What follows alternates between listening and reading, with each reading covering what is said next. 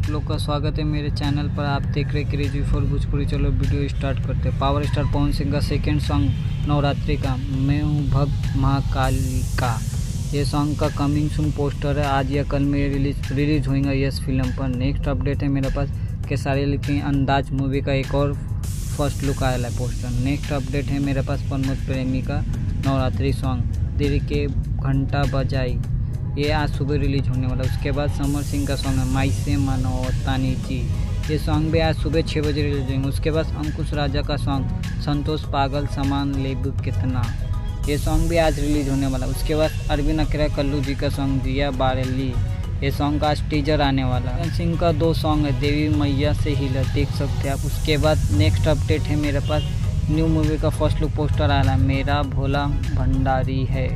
उसके बाद जनक सिंह की न्यू मूवी का फर्स्ट लुक पोस्टर आया बिंदु, जिसका पोस्टर आया है। उसके बाद नेक्स्ट अपडेट है चंदन चंचलानी का 2 सॉन्ग है नवरात्रि का।